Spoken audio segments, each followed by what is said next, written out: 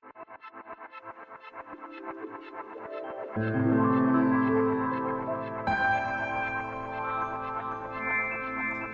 the Dreamscape.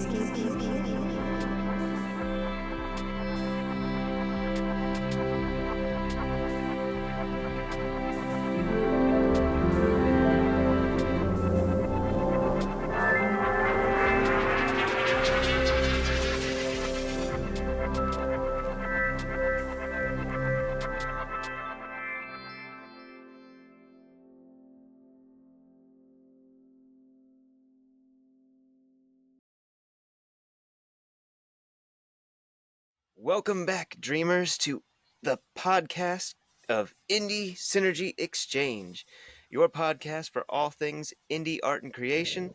I am your host, Tanner Giese, also known as Number 2 Pencil Man, owner of Tanner's Tales Entertainment. And joining me tonight, we have Frae, my best friend. He's finally back after 5-episode hiatus. Well, our schedules not being in alignment, so we're happy to have him back. And yes, I'm overjoyed that my best friend is back. He is a talented artist and creator. Definitely check him out. And we're being joined by the comic book creator, Rob Rodriguez. Yeah. But before we get into him, we're going to do a quick self-promotion here. If you are enjoying our podcast and you like Indie Synergy Exchange, please consider giving us a like, comment on the video, or subscribe to the channel. It helps us build up this platform for other independent creators. And yeah, we're trying to build a platform so that all indie creators can have a place to showcase what they do, because it's hard being an indie. And if we can make it a little easier and for everybody to get out there more, that's what we're here for. So definitely support us, like us, and if you want to be on the show, if you're an indie creator of any kind, DM us and we will try to get you scheduled. And yes, without further ado, we have an amazing guest here tonight, and we also have Frae to get caught up with. So I'm going to turn it over to Rob. Rob, introduce yourself and tell us more about your work. Thank you, Tanner. Well, firstly, I just want to say thank you guys for having me here. I think this is what you guys are doing is really cool. It was a little bit of short notice, but we managed to make it work, which is awesome. So I really appreciate you guys. My name is Roberto Rodriguez. I have been a storyteller basically my whole life. I am now making comics. I started in a different way. I used to write, well, I still technically do write novels and some screenplays. I wanted to, sort of make it as a writer. So I started writing also poetry books to sort of build my audience. Somewhere along the line, I got into comics, and fast forward a few years, I'm here. I've worked on 2 different indie comics right now. The first one being a superhero comic called White Owl. I have currently 2 issues of that one now. I'm working on the 3rd one, and now I am promoting Faint, which is my new horror fantasy comic, which is it can be a lot in a lot of ways, but it's a very fun project that I can't wait to show people. Nice. That's really awesome. So you started with poetry. Yeah. Wow. Yeah. I was like, I gotta build an audience somehow, and I really liked writing. I thought I had really good wordplay at the time. I was very young too, so. But I did. It was straight up novels. But when do you say?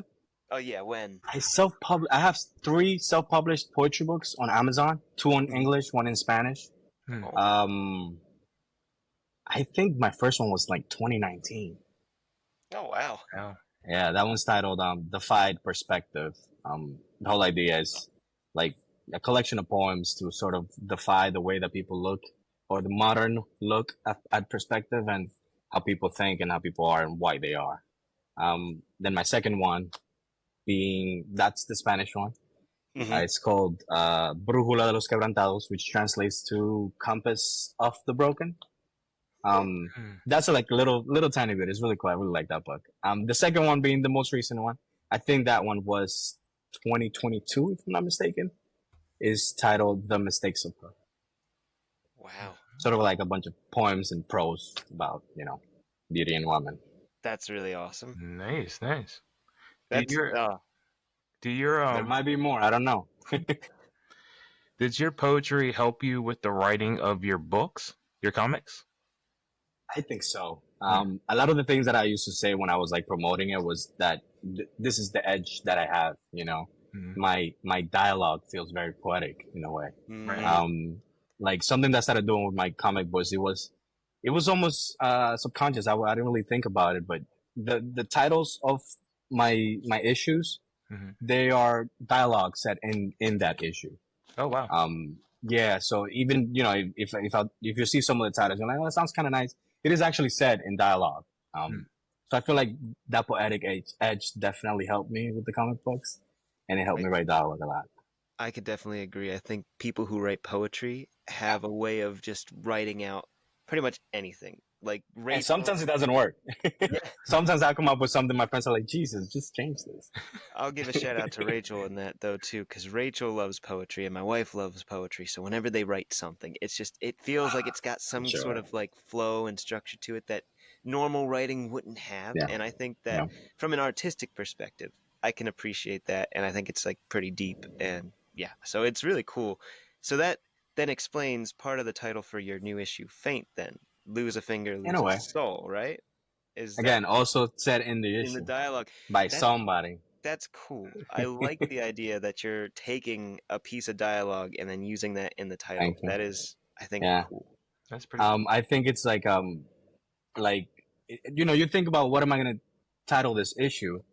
What better title is there than something that's actually said in the issue, something that's actually explored, right? Like a theme or something that's said. I think that's the best way to sort of describe the issue in a way. Yeah, So I've been moving forward with that idea. I'm still doing it so far. I like it. I think it's unique. Yeah, thank you. So you said this comic series is horror. Yeah, What it's made you jump into that instead of more superhero stuff? So I'm technically still doing the superhero stuff. I got the third issue ready. I just got to wrap this up so I can get there. But actually, this was the very first comic I wrote before the superhero one. Really? Yeah, the idea came. So it's a group of us. It's me, my friend, and my brother. We're writing it together, and the fourth person will be the artist. I remember when I first thought about, let me get into comics. I think I can write cool stories. I hit up my friend, and he had this comic that he told me about. You know, I know him for like 10 plus years. So it's some comic that he told me about when we were like 12. And it's like very dark, cool concept. So when I started with it, I contacted him and I'm like, hey, listen, what's your idea? Tell me that idea again. Maybe we can do something about it. And he told me the idea. I wrote basically the whole story that encompasses that idea. The characters that build the pages, the sync, basically, the whole story. But the concept he did right. And the concept is very cool. So that's sort of where the horror came up. So before we were supposed to publish this before I even thought of doing my superhero comic, but he was supposed to draw. He is an artist and he is pretty good. But he has a daughter. He has a full-time job. He just didn't have the time. So waiting months for this, I went, you know what? I'm just gonna make my own comic, and that's when I made White Owl, a superhero comic. And now 2 issues later, we finally got back to it. We decided to hire an artist, and it's been working out so far. Nice. That's cool. Did you always know that you wanted to do comic books when you started writing, or was this something that just came up and you started to venture into this? Just came up. Really? Same way I never knew I would write a poetry book, right?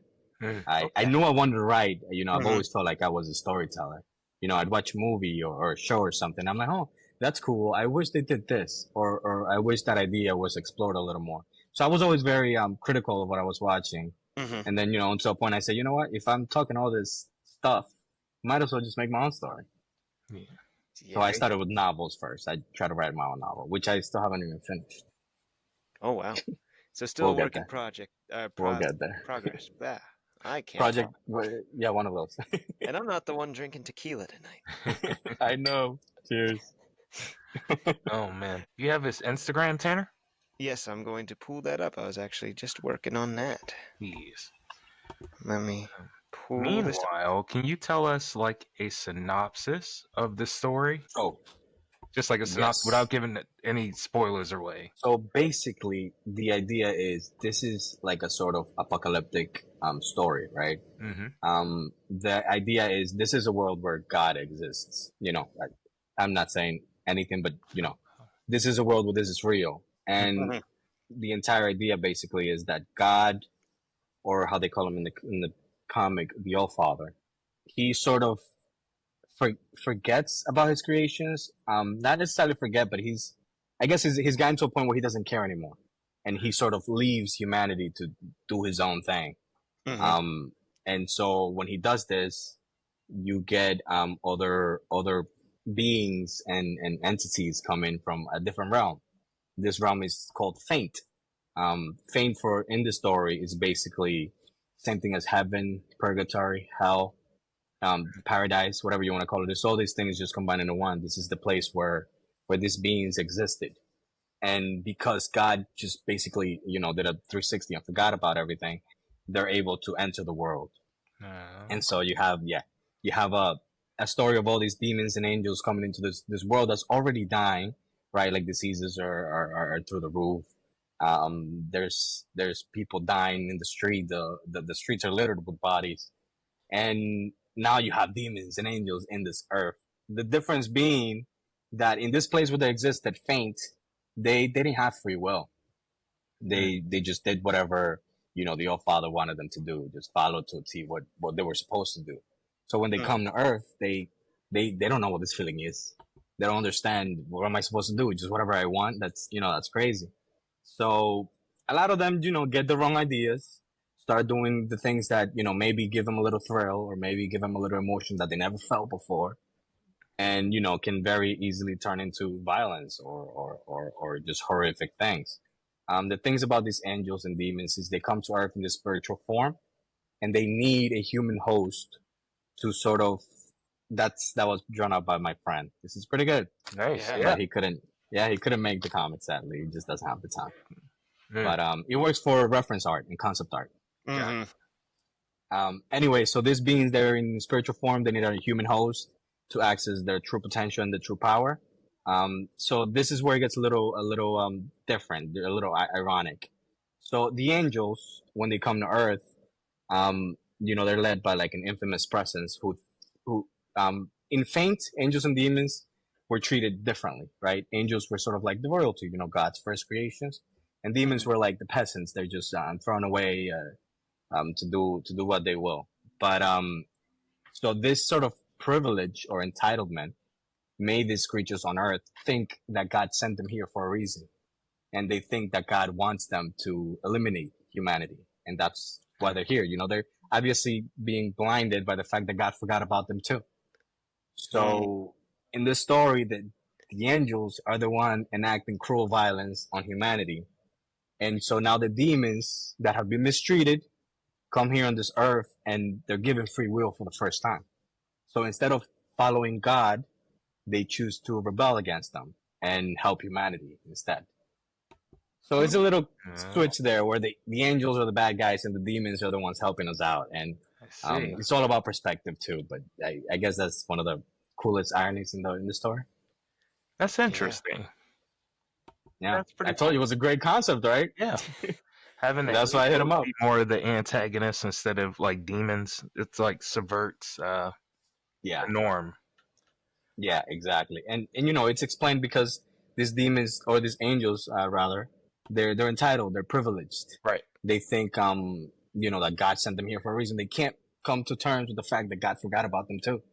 They never will. Wow. So it's a it's very dark story. Very that's why I said it's a very horror fantasy comic. There's some parts where when I wrote the story with my friend, he told me that was the one thing he told me. It's like, if you're gonna write the story, my one thing is you gotta make it as dark as you can. So I did. Very nice. Yeah. Which who do you take influence from when you're writing? Like, who inspires you the most? The most, everything inspires me. Everything I watch inspires me. Like I'm an avid movie watcher and show watcher. I've probably seen almost everything. But I personally, I'm a fan of more serious media. Mhm. I do like to have fun, of course. I do like comedies and stuff. But when something's taken seriously, I can take it more seriously too. Right. You know, when a character is taken seriously, I can connect to that character more. Even though I'm not even a serious guy, I'm a goofball, right? I don't know why it works that way. It just does. So I guess I take most inspiration from like, some of my favorite shows of all time. And there are things that are completely different from this. You know, like I also like Breaking Bad. I love Breaking Bad. A lot of the writing there I think was great. A lot of anime too. Attack on Titan is one of my favorite stories of all time. Yes. So I take, yeah, dude, beautiful, amazing story. Mhm. My brother was just talking to me about it today. He's like, debate this. And I'm like, I can't, that's true. But we're always just talking about like what that means or why they did that or Right. what they did and how they did it and why. So it's pretty cool. Yep. Oh yeah, no, I'm right there with you. Like I'm a writer too, a comic book writer. Frae's my artist. He's the guy who does my art and makes things look Nice. pretty. Hey, maybe we'll collaborate, do like a cover or something. That'd Yeah. be fun. Yeah, hey, That'd be definitely. cool. This guy, I don't know where he's at on your guys' This screen, guy. but for me, he's like over here. So I always do this thing. It'll look weird on the video. I'll be like, I'm pointing over here, and he'll be like, nobody there, and I don't know. I just do it. People are gonna laugh at me, but he's very talented. I don't know if you've seen my stuff, Number Two Pencil Man. I do a lot of like the cheesy, cartoony. Like I was inspired more by cartoons as a kid, so I find like the media that I, consumed as a child really Yeah, it influenced the shapes way you. that I see It really stories does. and how I write. So that's It really does. very like I feel that when you say like you consume the media and then you're inspired by pretty much everything. Yeah, Oh yeah, yeah. that's the best part of it. It could be something completely different, and then like they just introduce an idea. It could even be a line of dialogue that they'll say something where I'm like, wow, that's very interesting. You Hmm. know, I wish this was explored, or maybe I can explore it in a different way. It can literally be anything. Yeah. That's why I'm always writing. I'm always on my phone. And every time I think of something, I write it down. Even if it's, bad, I'll revise it later. Hey, that's awesome that you are able to do that and like do you like get into your phone and type it up as soon as you get the thought? Is it like Yeah. immediate like response? It's That's because I know awesome. I'll forget. I'm like, That's a damn, what good was I tip. thinking about? That was so like profound, and I forgot it, and then I'll be angry for days about it. And it could be like a simple idea too, but it does happen. Like when you tell yourself, "I'll remember the homework. Right. I remember what we have to do." Yeah. Yeah. Never do. Never do Never, it. not once. I Mm-mm. feel that. I should probably start writing my stuff down Yes, as soon as I yes, you think of it should. You because have a notepad I'm like on on your hands. it's gonna stay in my head. It I'm gonna never remember it. stays. And I can remember most of it. And as long as I can remember most of it, I feel like I can eventually get back to that. But no, it'd I probably be relate to better that if I too. just write it as soon as Yeah. I get it. And It I need to get happens better. too. Like I personally think there's two types of inspiration, right? Mhm. There's in my opinion, there's natural inspiration, and then there's forced, right? Or Hmm. forced creativity, right? Where you would naturally just get inspired by something and you'll start writing or you'll start drawing. Mhm. And then there's a day where you're doing nothing and you say, maybe I should write this. And so you'll force yourself to come up with something. And sometimes it could be awesome, that forced inspiration. It could be great. Right. You can come up with something amazing, but it will never beat natural inspiration. Mm, I can I see don't that. think. And I think that's a great like perspective to have on that. And I feel like so many people are probably right there with you where it's like, I should do this and then they force themselves and it's like, oh yeah, well then I get the natural stuff. But that I think is a Exactly. great way to put it. It's happened to me a bunch of times where I'll think of something. I'm like, you know what? I'll write this later. I'm busy. And then later I'll remember like a little bit, like some ideas, and I'll start writing, and I'm like, this is not as good as what I thought of. Hmm. It's still like pretty good. I'm still scratching the idea, but I'm not fully delving into it. It's different. Freddie, did you have another question? Let's see. So you're coming out with the third issue of your superhero comic too, right? Yeah. Oh yes, tell us about White Owl. Yes, tell us about White Owl. Yes. Tell us about the synopsis for that as well. Okay, so the third issue, I see that a lot of people do like campaigns, Mm-hmm. and the synopsis will basically be the same throughout all issues. I think I don't want to do that. Mhm. Obviously every issue is its own little story, so I want to, like, let someone know what they're in for, not just the overall aspect of the story. Right. So this issue, let me see how I can say, because you guys have not seen issue 1 and 2. There is, okay, I'll just say it straight up. So there is a corrupt FBI agent who is, who has this, infamous person that we met on the first issue of our comic. It's a bad guy. He is tracking him down, and this guy is relentless. This guy does not care how many bodies he needs to drop to catch him. And now this man is requesting or recruiting our hero, White Owl, to to help him stop this guy before he gets too far. Yeah. So in issue 1, it was basically I'm introducing my character. His name is Theodore. He has a girlfriend named Nubia. They're basically doing this thing together. He's the one with powers, obviously. She's more the the guy in the wheelchair. But she's sort of his anchor. So in the first issue, we introduced them. We introduced another mercenary, which is who I'm speaking about right now. Probably shouldn't say, but yeah. But we introduced this guy. They meet. They have this interchange. I won't say anything, so you guys can read it if you guys like what you're hearing. They have this interchange. You meet the characters. You meet the core of the story, which is this couple. And then that's issue 1. Issue 2, the world gets a little bigger. We meet other heroes. There is a speedster. Her name is Momentum. We meet her too. We get her backstory, which is, so this story is not as dark as Faint, but it's still kind of dark. Okay. Like, my stories just come out dark. I don't know why. You have a story. I'm a happy person. I don't get it. Right. But that's it's kind of, I guess it's what I like to watch, right? That's how it is. It's like, for example, I used to like listen to like a lot of heavy screamo metal and stuff like that. And it's like, but I'm like happy. It's just like, but the music is just, it makes me, it does something for me. So yeah, I agree. I Same with me when I was younger. Huh? I've seen Frank grumpy before. We all have those Because moments. of you. It is because of me. I'm the bane of his existence. I relate to that too, because I remember I would listen to a lot of like sad music, and everybody's like, "Why are you so sad?" I'm not sad. This is just beautiful. Right. This is beautiful. What do you want me to do? Don't you hear that? Do you hear the lines? Don't you hear the lyrics? So poetic. That's what I'm saying. So yeah, on issue 2 we meet the character. I guess I can say a little bit of her backstory because it's not really a spoiler, it's already out. But she's a speedster, right? Mm-hmm. She comes from a different country. When she was younger, she was about 5, 6, no 7, I think I wrote. She was running track, and the way that powers work in this world is, well, in issue 2 is revealed that at least 1 in every 10 person has a power deep inside of them, and the way to awaken them could be entirely different for anybody, right? It could be a traumatic experience. It could be excitement. It could be anything. Mm-hmm. It differs between people. And some powers also marinate through generations, becoming stronger, which is the case with another character in the story too. But anyway, she's in a track, she's running track, she's like in a tournament against another school, and her powers kind of activate in that moment. So as she's running, she's doing great. She's winning the race. She's just running, and she's running faster, and she's running faster. And it gets to the point where she's running so fast, she ends up running through all of her competitors. Oh, obviously, accidentally, right?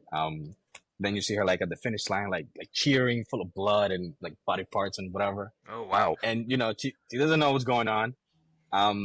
So after this, they obviously this was like a big thing that happened in her family. They sort of thought she was gonna die because she was pretty badly burnt. She does get burnt as she reaches the speed, which is why her suit makes sense. The parents thought she was gonna die there. She didn't die. She ended up healing. So they moved. That's when they moved here to America, and this is when she was like 7 years old. So she sort of repressed these memories for a long time. She didn't necessarily remember, right? Something so traumatic can cause that. Yeah. So now when you meet her on issue 2, something else is happening in her life that's pretty traumatic and it sucks too. And then she meets her father, who basically tells her this, but at this point she's already an established hero. So obviously this is pretty shocking news to anybody. And when she's told, she starts reliving it, remembering, and that's when we actually see it. And you can imagine how traumatic that can be. Yeah. But anyway, that's just like her origin, her story. Nice. The story picks up that she's just being introduced. She's still a great person, and even sort of consoles our main hero because he's also going through something. And I like sort of that dynamic because it shows that even though she went through this thing that's probably even worse than what this guy's going through, she's still like such a great person and still willing to be there for him. They even have a scene in there in a rooftop. Oh, I wish I had it here. Where I have it, but somewhere where they're just kind of talking about some of the stuff they've been through, and she goes like, you know what, give me a sec, and right before she says second, she'll like runs out, goes to a store, picks up like a 6-pack, throws the money in the counter because she's a good person, and then like runs back out to the building ledge, and then just start drinking, and that's basically where the friendship starts. Oh. And they both have the anchor with having a girlfriend or having a significant other that can help them out with that, and so they do have a lot in common. Nice. What true friends are like. Yeah, exactly, or at least starting the relationship. I'm not giving you any beer, Tanner. No, I don't drink. I mean, that's just me. I mean, you can get me some juice or water or milk. Sometimes I drink milk. That would work. Good for the bones, good for the muscles. Rah. Mm-hmm. Good for the mental health. Yep. And so is this. Yeah. Hey. Maybe, I don't know. Party up in here. Sir. No, that's awesome, though. So I'm interested to know, because you told us about your superhero comic and you told us about Faint. Obviously, I don't know. I feel like, are you more passionate about your superhero comic, or would you say the passion is there for both? Because I know the superhero, is that just you writing it? Yeah, it's entirely me and the artist. Okay, and then the other one is actually I color those 2 issues as well. Yeah. Oh, that's awesome. Yeah, it's kind of expensive to pay for like one full 25-page issue. So my idea was basically, just do the inks and I'll figure it out. And I did. I think they came out pretty good. I think I already had some like previous knowledge of Photoshop. Like I did some little bit of graphic design, like build an edit for like a friend who raps for his song or whatever. So I've done little things like that. Okay. On my own time, just for fun. So that helped out a lot. Well, that's cool. Yeah. Very good skill. So now I'm full in there doing like color grading of the comics even after I get them because I want a specific feel and mood to them. Okay. That's but cool. to answer your question, I don't know. I don't. I love favorite, huh? Yeah. How can you pick a favorite between your babies, right? Right. I mean, that's true. Fair enough. I think there is just a tiny bit of an edge on Faint. Mm-hmm. Because just the reason that for like just the fact that the comic is so dark, I feel like it allows me to show more heart. You know what I mean? Like for the heart or for the good bits of the show to hit harder than they would if it wasn't as dark, right? I think at least. And I think the comic has a lot of heart that obviously we got to get to. It's just the first issue. Yeah. But I think just going that dark and going that sort of bloody can just like make the little rays of sunshine like shine brighter, I think. So maybe gives it the edge because of that, but I love both. Do you perspective feel, because I've had this where I had the feeling of loving the new thing over the old thing. Recency bias. Right. right. Do you feel that sometimes with Faint compared to White Owl? It could be, yeah. Mm-hmm. I mean, technically I wrote Faint before I wrote White Owl. Mm-hmm. And White Owl is my baby, just myself, right? So it's a lot easier to write it. I don't have to like check in. What do you guys think of this? What do you guys think of that? Or read this issue. What do you guys think? So it could be a recency bias, I think. Maybe. Yeah. It could very well be. Yeah, that's cool. How did you go about picking your artists to do your stuff? Are there 2 different artists for both of them? So now they're not. Okay. But they were. Gotcha. When I started White Owl, I remember I was just looking for an artist. And man, it's difficult to find an artist. Mm-hmm. Especially if you have a budget, right? because, like I said, I was just doing the inks and the black and whites to save money. Mm-hmm. And if I tell you how long it took me to color that issue, it's embarrassing. But it took me a while. It took all 3 issues that I covered. It took me a long time. But for White Owl, I remember I was speaking with this guy. I told him basically the very first, because I already had it written in script format, right? With panel 1, panel 2, panel 3. So I sort of sent him panel 1, and I was like, he offered to do. I hate when, like, asking an artist to do free work. Sometimes now they tell me I could sketch something out for you, and I'm like, what? But what if I don't hire you? Right. Now I feel bad. Now I'm gonna have to give you something, right? Mm-hmm. So, but this time I don't know. I went with it, and I just gave him an idea, and he drew the very first panel in the comic, and it looked amazing. And I was like, all right, you're like, that's it. Let's start. Here's the script. Nice. Make a sketch. I'll give you half. Yeah, it was great. I wish I had the copies right here. Sorry, guys. 1 second. Yeah, you're good. I'm actually, my thing now is I'm actually collecting indie comics. Nice. I do it. Yeah, I do that too. right? Why not? It's amazing. I think it's all great work. I mean, some of it is, but it's just it feels amazing when someone like me made a story and I can support them, right? Yep. Right. So We these gotta are support the each first. other until we get the Exactly. mainstream feel to us. We gotta do it. Some people don't get that, sadly. But what are we gonna do? I'm trying to remove the sticker. This is the first issue of White Owl. Nice. That's cool. These are just 2 stickers here. Okay. I think I was gonna give this to someone. That's why I packaged them. And then this is the second issue. If I move the sticker out of the way. Oh, that's cool. Can you guys see? These are my Trinity, basically. That's White Owl right here. Mm-hmm. You guys, friend Lee. His power is like portals. You can open up portals. That's fun. And that's Momentum, the speedster. Ugh, can't really see it. That's awesome. Nice. But yeah, now I got the 3rd issue is ready. I gotta do the last finishing touches. No, I don't have it here. Forget that. We've been waiting on issue 2 of Pencil Man here for a little bit. That's what I was gonna say, man. Where did Pencilman come from? Like the name, like it is the comic. It's I wish I almost had a comic. done. I just have to finish these edits that he gave me today. And there's a couple Just more. today. Katie's finishing the dedication page and the thing. She's going through the grammar as we speak, I think. So Nice. that's another reason that she's not with us tonight. No, I wanted to give a shout out to Frae first off, because without Frae, I would not have a comic. He is doing. Don't rush him. I'm not. Hey, I tell my friend all the time, don't you dare rush that man. I tried to tell him. He jumped into it right after the other one. I'm like, look, man, you could take as long as you need before you do issue 2. And he's like, I'm doing it right away. And I'm like, I told you could wait. And then he's like, Tanner, it's all your fault that I can't get to my other projects. And I'm like, I didn't tell you to start it. That's exactly what it is. I'm like, you take your time. But it's like you gave me stuff, so it's like, I need to. You want to get it out of the way. My face, yes. I need to get it out of my face so I can get back to my other stuff.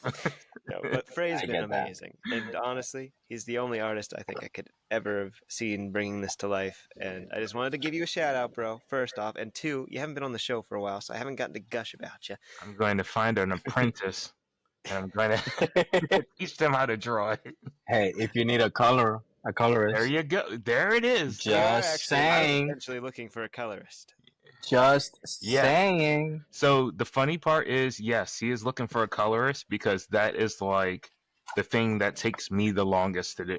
Like I'll have the inking and the pencils all done. To stop because of that. Yeah. This first issue of White Owl, I took almost a year to color. Oh, wow. Yeah. But, again, I have 2 kids. I have a full time. Yeah. I just, I would sit in my computer for 3-4 hours sometimes, finish just 1 page, and I'm like, oh my God, Jesus Christ. And I do it again, and then I do it again, and then my girlfriend will say, hey, listen, help me out with the kids. Right. So I'll take a break, and then I get burnt out, and then I take a month off, and it was terrible. I did enjoy doing it. I did have a lot of fun. It was almost therapeutic, but I just can't. I don't have the time. Yeah, I understand. Well, I might be in touch about that, though. Yes. Hey, you never know. I'll learn to do it myself. Actually, isn't it is fun as in depth compared to your comics. Yeah, it's pretty cartoony. Yeah, it's pretty cartoony. bright colors, vivid. But that's cool. So this is, I would say, bright colors. This is his first appearance in the suit. Mm-hmm. His girlfriend, she's like a hacker. She floods some sort of like precinct, and then she kind of hacks herself into the cleaning crew, and she steals it from one of the from the evidence room or whatever. Yeah, but very very different from Faint. Hey. Not the same at all. Yeah, mine's more lighthearted comedy type, fun. I think this is funny too, but I get it. Oh, he's a superhero as well. Yeah, so number 2 pencilman. Hold on a second. This will take me longer. Yeah, get it. I'll go get it quick. No worries. I'll show Frae some of my stuff here. Yes, sir. But yeah, man, I personally think the colors came out nice. I get a lot of compliments on this page when he's like super jumping for the first time. Yeah, that's cool. I love that sunset. Or is that sunrise? Thank you. It's one of them, but all I know is it was fun to make. It was very fun. Right. I put like a real picture next to it, and then I'm like doing all these things and all these brushes. It was fun. This one's a damaged copy, so it has damage written on it, but so you can know. Yeah.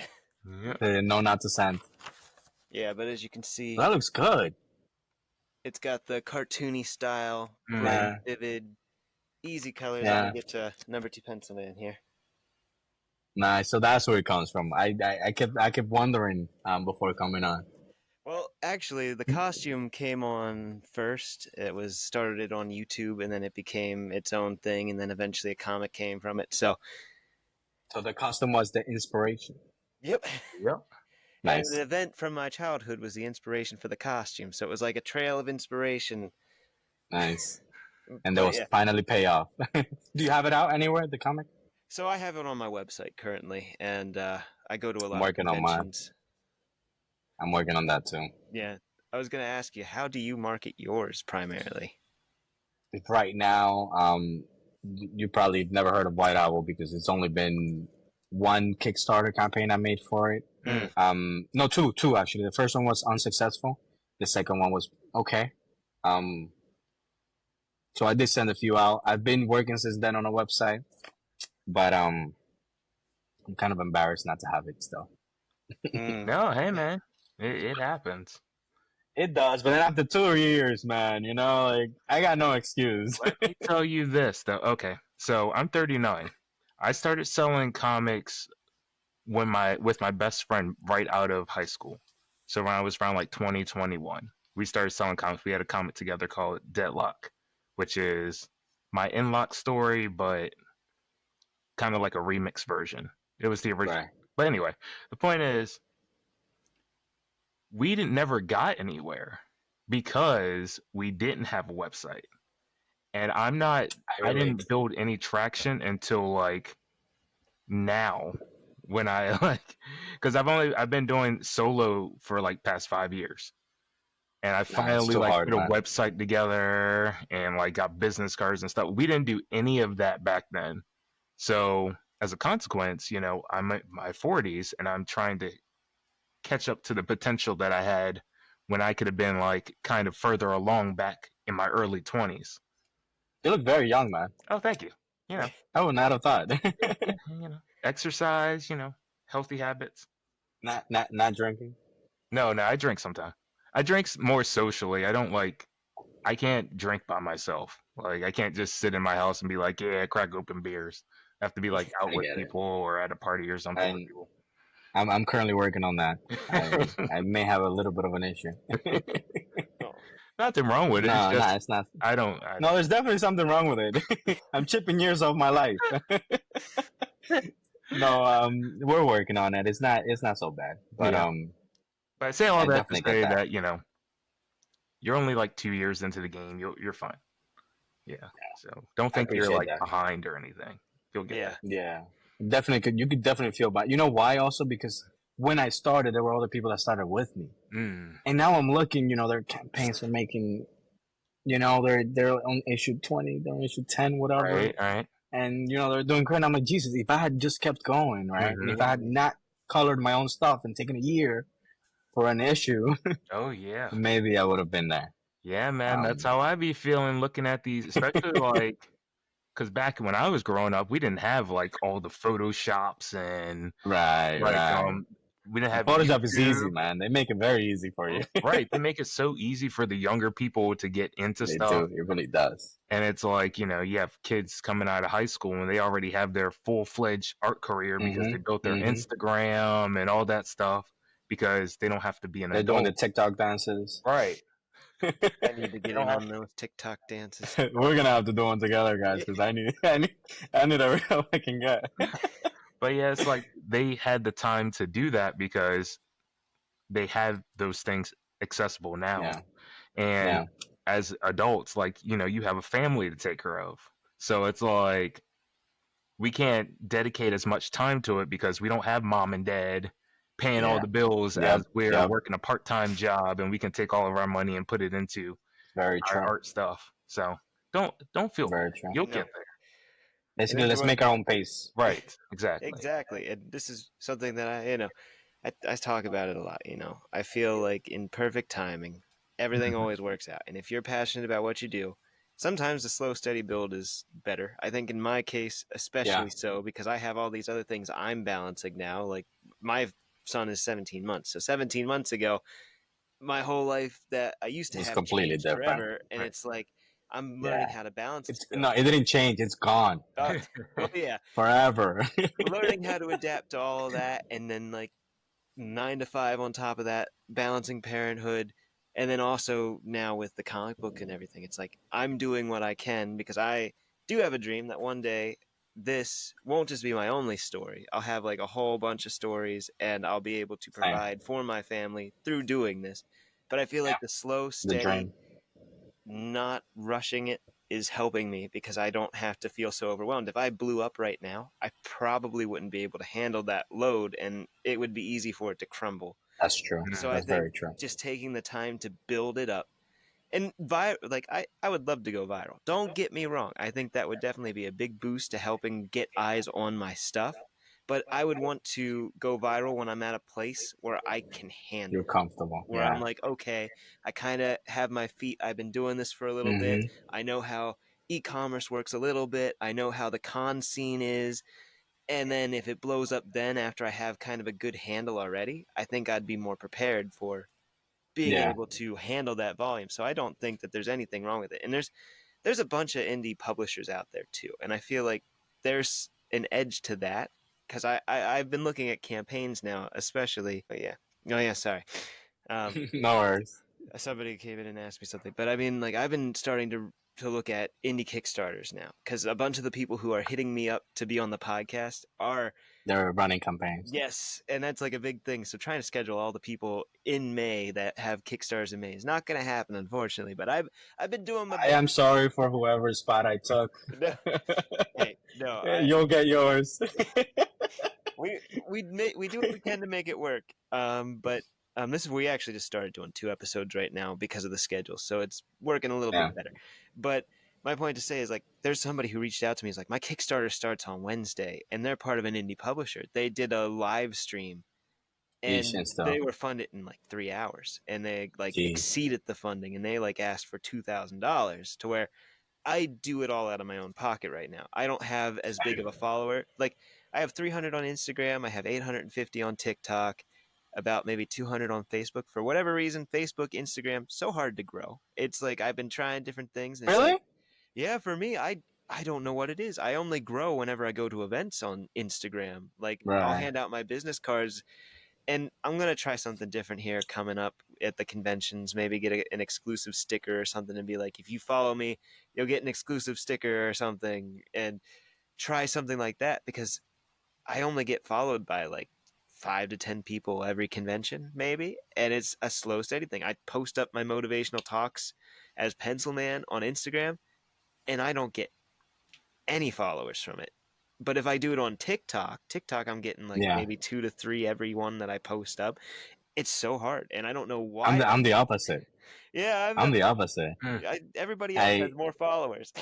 I like on Instagram. I think I'm doing okay. But then again, I have 1,500 followers, and every one of my posts gets 7 likes. So it is interesting to me. Like, I don't judge it by follower count and things like that because I have a lot of people that will come to the cons and they'll talk to me and they'll come to like I gotta do different cons, ones. man. It's definitely like I for have comic books to. and stuff, Yeah, especially yeah. indies. There's a spot for indies at the comic. Yeah, I was looking into it, and I'm like, now, like I said, remember I started a while ago.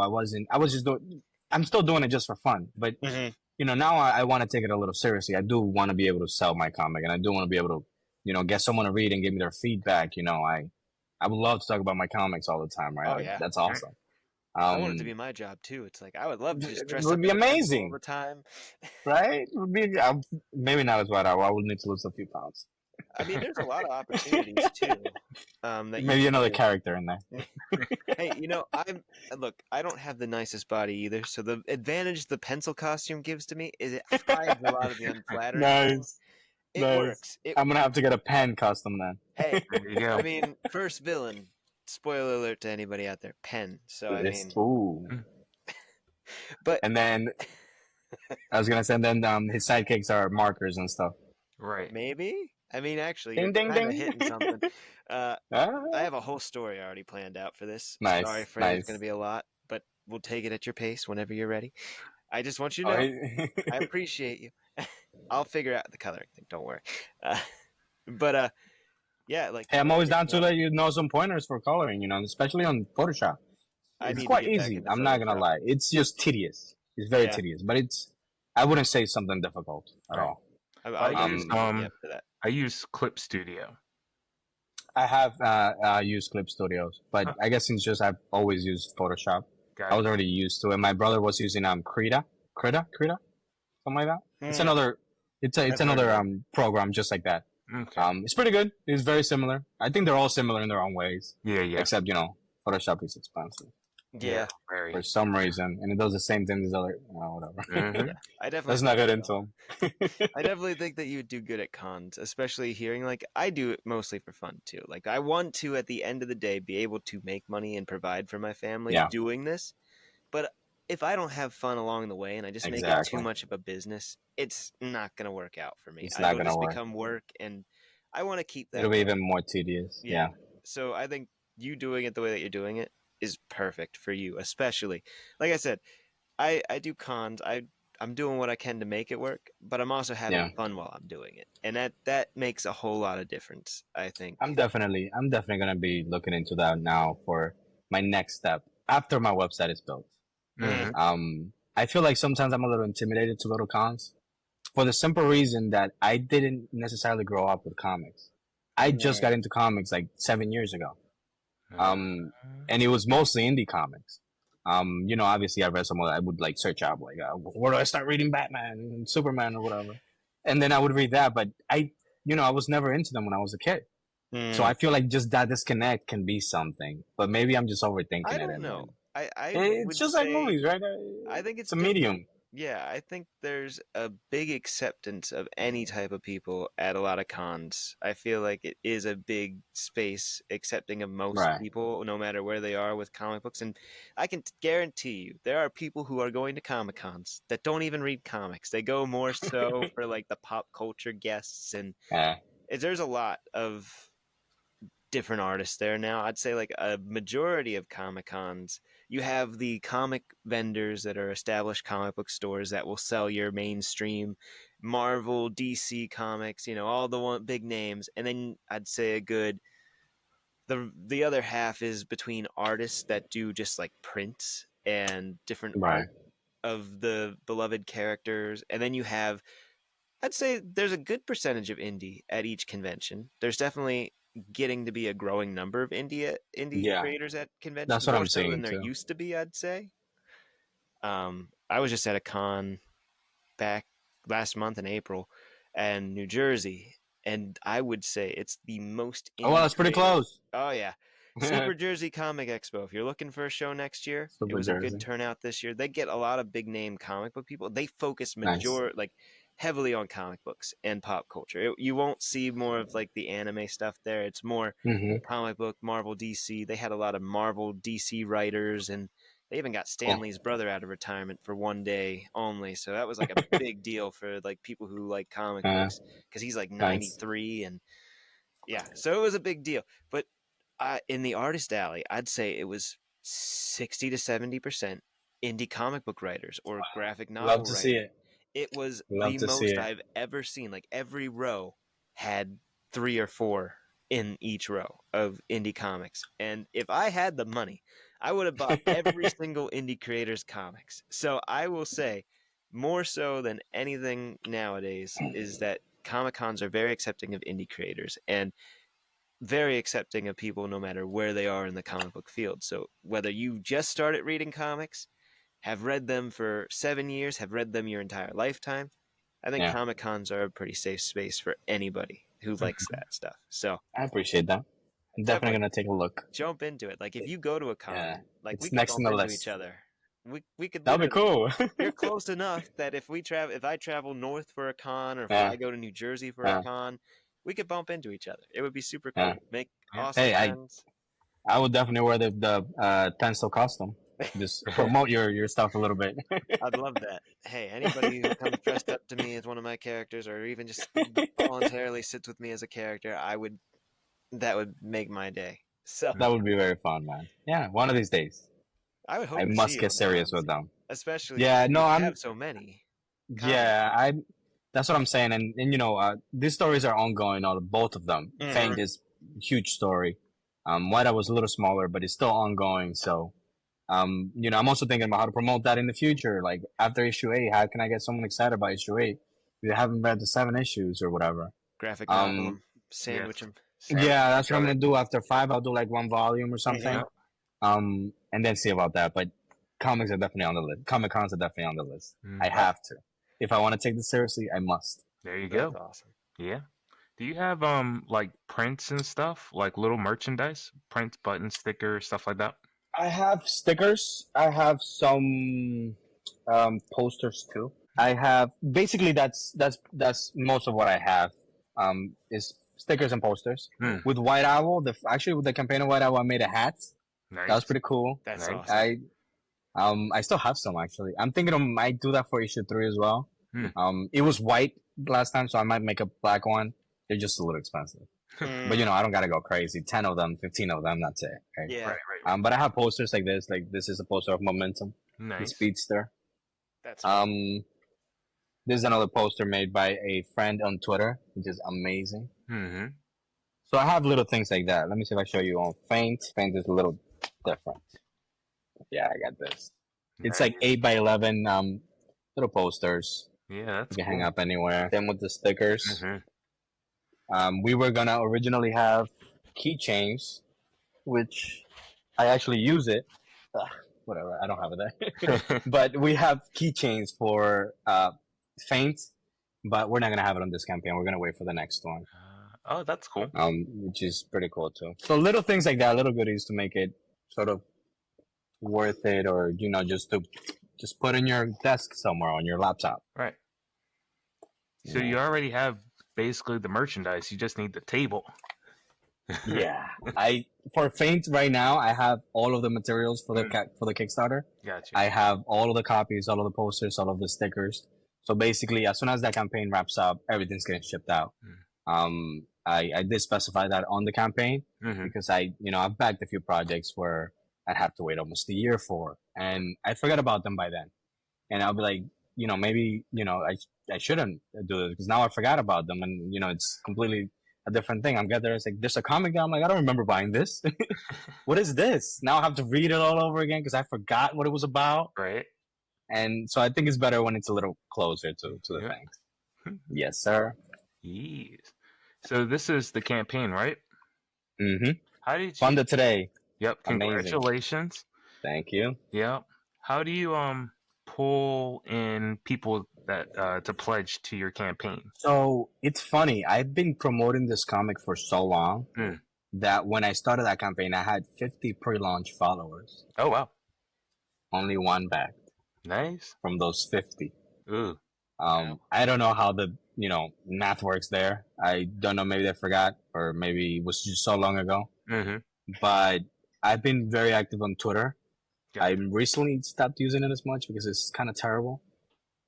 I'll post something and it gets like 10 views. I have like 1,300 followers. It makes no sense. Right. So now I'm trying more Instagram and Facebook, and I think I'm getting some traction there, little by little. Also, word of mouth. I work in a big building. I'm an admin for like a residential high rise. Okay. So before that, I was a concierge. So every time, everyone would stop talking to me about it. Listen, I make comics. You interested? So I got a few people from there too, just word of mouth. I think that's pretty good. Got you. Cool. Yeah. That's awesome. I'm gonna hit this video here. Oh yeah, I made that a while ago. So that's my voice actually too. Is it your voice? I'm gonna see if it will come through. But yeah, let's take a look at this Kickstarter preview. Oh, I animated that too. Nice. That's awesome. Thank you. Yeah, I made that that was actually, we didn't have no comics when I made that. That concept art was drawn by my brother. The animation was made by me in After Effects. It was like 2 months it was just terrible, but it worked out at the end, kind of. I was going to make another one, but like I said before, my computer kind of went, and I'm not able to. And the next one would have been so much better. Maybe for the next issue. That is really cool. I like how much work you guys have put into this. It is incredible. It's been going on for a while. That's actually what I said in the video. Those words right there. Give them life, they give me hate. Give them beauty and pleasures the gods cannot partake. That's really good. Nice. Yeah, I'm just gonna go down in here. So there are different reward tiers to your project. Tell us a little bit about that for anybody who might want to pledge still to the project. So we have the posters, we have the stickers, but the tiers start with the digital. You can get a digital version of Faint for $4, I believe. There you go, right there. And then I kind of like the way I named the bundles. I don't know if this is me geeking myself out, but I think it's pretty cool. Digital, tragic bundle, catastrophic, and then horrific bundle. Those are the three. Just kind of going with the theme, right? The digital one, it's basically all the posters, all the stickers, and both digital versions of the comic. Which is, by the way, I have a regular colored version, and a black and white version. Oh, very cool. Yeah, the black and white is very selective on which colors to sort of bleed through. So you will see the blood in red and stuff like that. So you get both of those and all the stickers and posters digitally though. And then the big one, the catastrophic one, it's all of those. I also have a 5-page one-shot comic that I made called Father. That one's very cool. It's also a horror, like a 5-page. It's just 5 pages. I'm never gonna continue the story probably. I just one day I just said, hey, can I make a cool 5-page story? And I did it, and then I would say, why not draw it out? And then you get that, and you get both issues of White Owl as well, digitally for $10. Very cool. That's three issues and a 5-page short for $10. And then that's where you get a little more complicated. But basically, you can get a physical version for $10. The variant, which is the black and white, for $13. There is a great deal in there where you can get both versions plus 2 stickers and 1 poster for $20. Okay. And then you add just $5 more. You can get all posters and stickers and White Owl #1, issue 1. And then we got the bigger bundles in there where you can get multiple copies of everything. Wow, that's pretty nice. Thank you. Yeah. That's why bringing it back to what we were saying before, that taking it at your pace, taking it slow, it did teach me a lot, at least, right? I did learn when I did my first Kickstarter. It was unsuccessful. I burned myself out. I didn't want to know anything about the internet. After like 2 weeks, I didn't say anything about the comic after 2 weeks. And I was comfortable with it because I was just tired of it. I was tired of everything. Obviously, it was unsuccessful. Second time, I was a little more ready. I had more material to post and do all these things with. And I think now I'm getting a little better, hopefully. Do you think every comic from now on you're going to do Kickstarters? So the idea for Kickstarter is basically just to help me out with the distribution, right? Because I'm already paying for the comic. I do think I'm gonna make a Kickstarter for the next few issues until I get a working website and maybe some sort of following. Because I feel like it also helps with gathering the audience and stuff like that. I don't necessarily have an audience at the moment that big anyway. So Got I it. guess after the website gets started, I might not. Oh, that's Father. Love that little comic. It's not printed though. I haven't printed it. Look at the art there. It's beautiful. Did you do that one? You said? No, I didn't color that one. Ah. That was the Faint artist. Okay. His name is Alberto. He's a great artist. He's based on Chile. You know, he's got great style. So actually, also with Faint, we're actually right now. My artist is doing page 25 of issue 3. So we're a little ahead. You know, issue 2 is already finished. We're on issue 3. By the time we get there, we'll probably be like issue 4 or 5. Nice. So we are getting a little bit of a head start, I guess, because we took forever. That's good though. I mean, having more in the tank when you do start is only going to help. Like, I feel like, especially if it's an ongoing series, you know. Yeah, because only having one of these, like, people will still come to my tables and everything, and they still pick it up, and they're great. But then I get the constant bombardment of messages from people. Where's the second one? Exactly. Everybody's like, "When's issue 2 coming out?" Getting there. It's been 5 months. It's not on Frae. Like, it's I'm just like getting people, there. they'll like read it, and I'm very lucky. Like, No worries, Frae. Take your time. Don't let the world kill you. But I have like amazing fans, and everybody who has messaged me, the reason that they're asking for 2 is because they really like issue 1. Yeah. And it's like, as a storyteller, it's probably one of the highest compliments you can receive is when people are begging you to bring out the next issue or asking and constantly doing it. So the fact that because you took the time, built this library up, when you start and you're coming out of the blue, you're going to have more for people to get. Smoother. And it's going to be like fantastic for you. I think it's really going to work out to your advantage. So yeah, I hope so. Let's see. Amazing. Yeah, at least I thank think you. so. Yeah, I did. White Owl issue 1 and 2 were like released 1 year apart, so I'm trying not to, wait that long.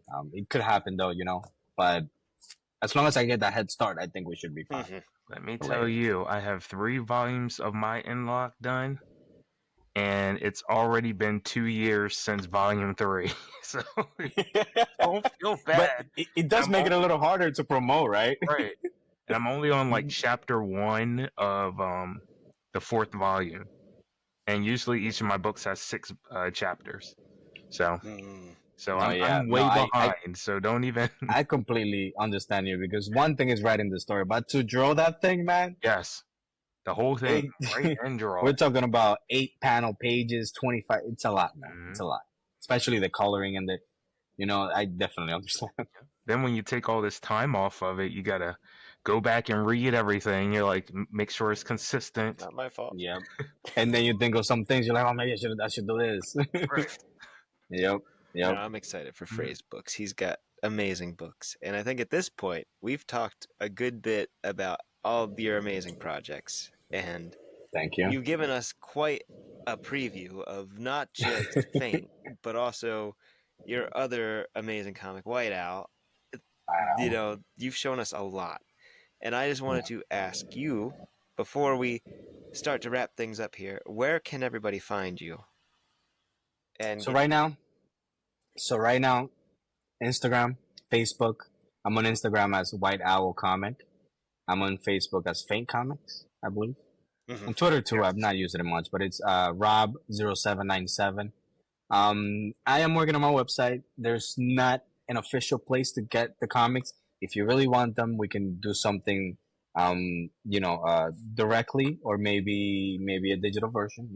I am always looking for reviewers too. So if anybody's interested in reviewing my stuff, I'd love to send it your way. I'd love to hear people's thoughts. The worst thing for me is when I send my comic out and I hear nothing. And then like weeks later, he's like, "Oh, the comic was great." What do you mean? What was great about it? Right. Go into details, man. I need details. Which page was your favorite? Yeah. But so I'm always looking for that. That's the best place to find me at the moment. And of course, the Kickstarter that's live right now. Yeah. Yes, we will have all that linked in the episode description for you guys to check out. Definitely go follow White Owl Comics. Follow Rob. He's a great guy, obviously. Very passionate about what he does. Also, we'll have to figure out where are your books of poems available as well, like on. Yes, they are on Amazon. They were self-published. You can just search up the Mistakes of Her on Amazon, or Defied Perspective, and you'll find them there. My name is Roberto Rodriguez, so the first one that has my name.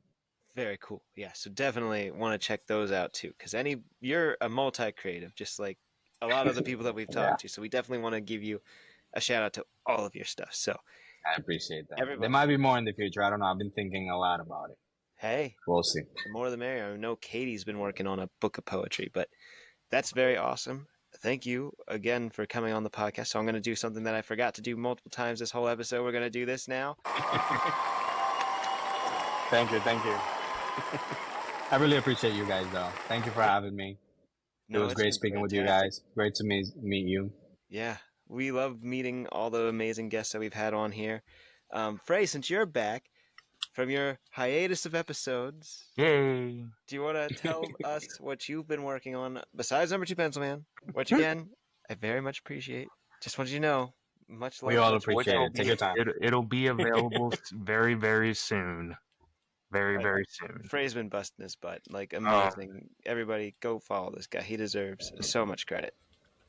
But now that I'm back on my stuff, mostly, I'm trying to get Inlock Volume 4 out by hopefully the end of the summer. Oh, that's soon. Yes. I'm going to start working a lot on that. A lot of people keep asking me. Like, I went to Dover for their convention, GalacticCon, and there's this one girl. I love her to death. She comes to my table. She like spits. I've been going for the past 3 years, and she spit. Stop that, Tanner! Get it out of here! That stupid best friend thing. Anyway, she comes to my table for the past 3 years, and she's been like my biggest fan. And she'll spend like $60 to $100 at my table. Oh. Just anything that I have, she's just like, give it to me.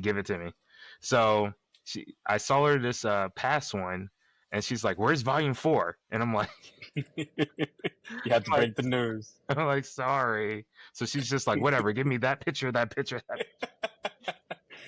So I feel bad when they ask for it and I don't have it, and it's been 2 years.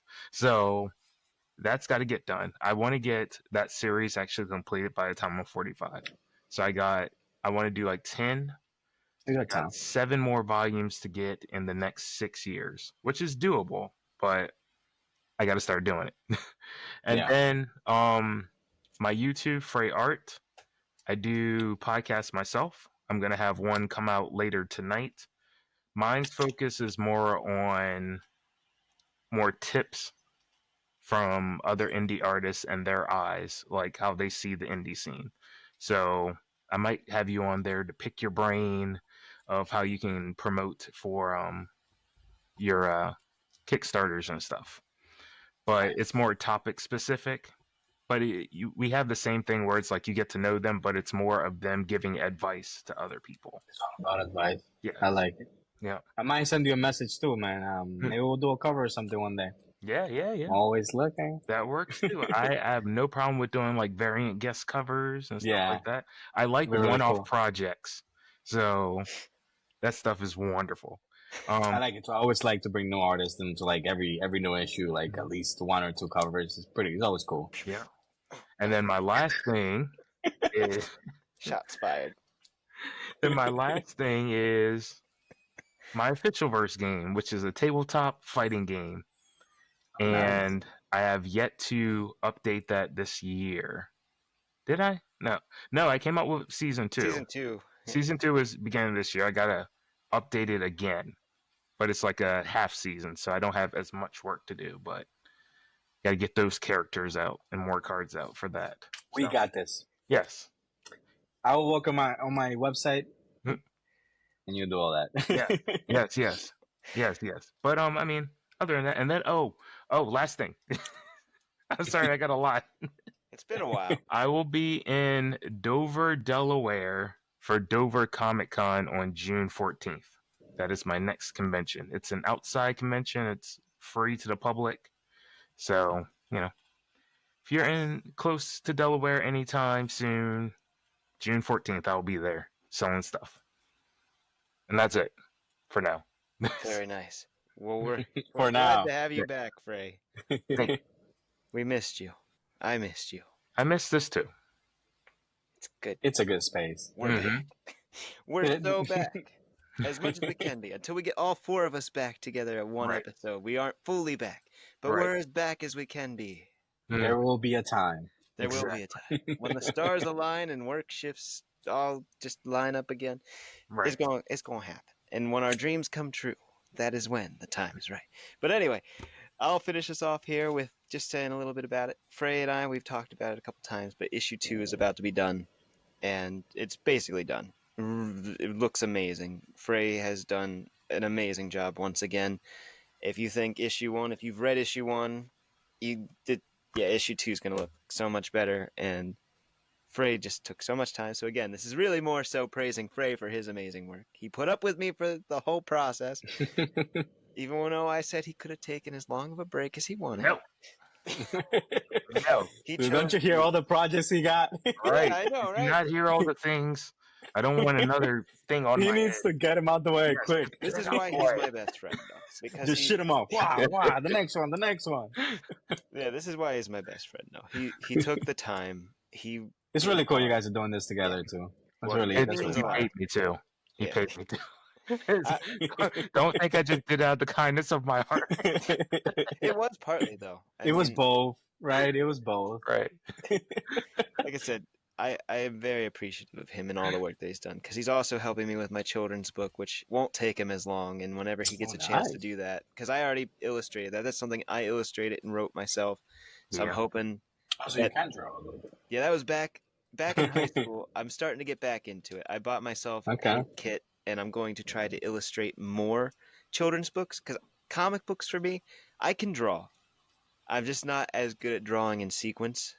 So what I would rather do is something like continues. Yeah, so like if I had to draw 8 panels of the same character on multiple pages, it wouldn't look as good. I can train myself. Like I'm his not going to cousin. say that I can't do it. It's just I would need time to train myself to get to that point. Yeah.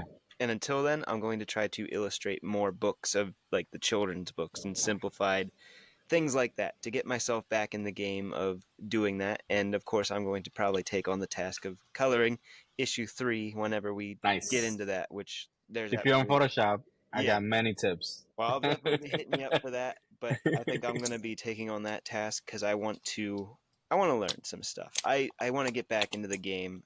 For me, I've been away for a little bit longer than I want to. It's fun, man. It's fun. I think you'll have a good time. Oh, yeah.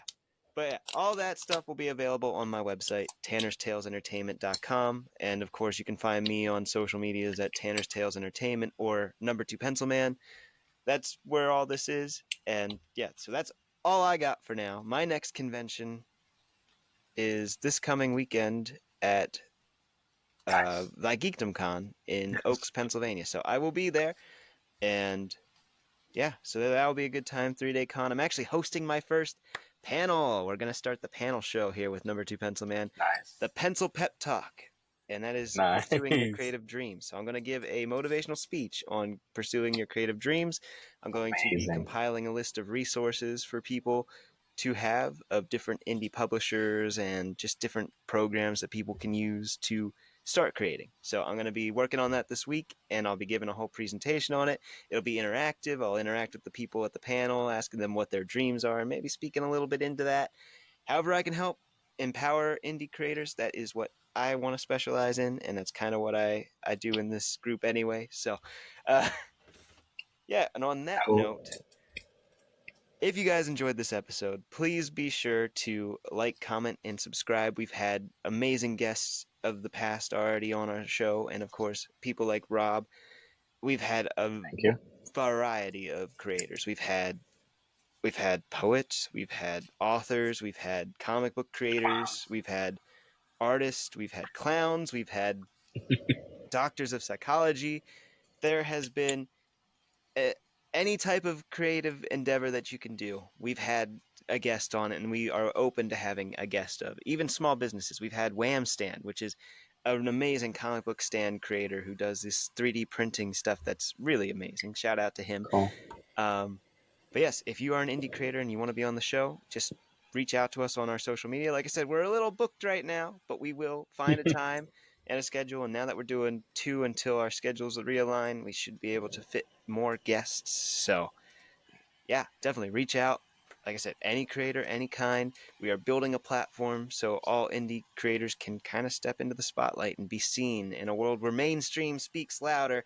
We're bringing the indie stream up, and we're going to match that energy, and we're hoping to eventually rival the mainstream and show the world all the amazing things that the indie community has to offer, because there's so many fresh ideas, so many amazing stories to be told, and things to be seen. So that's what we're standing for. That's what we're doing this for. So definitely support us if you would like to be a part of that, and reach out to us if you want to be a part of the show, be on the show. And who knows, maybe there'll be more projects in the future. Our core group is called the Dreamscape Empyrean, and that's where you can find us on social medias. And our YouTube is also under that. And like I said, on YouTube, we have all the episodes currently up to date. On our audio platform, we're a little behind, but we're working on that, and we're going to get a logo. And once we do that, we'll be on all streaming services for audio. So, yes, support us there. And I think that's all I got. So, thank you guys again for tuning in. And until next time, dreamers, this has been Indie Synergy Exchange, and we hope to see you on the next episode. Bye-bye. Bye. Bye.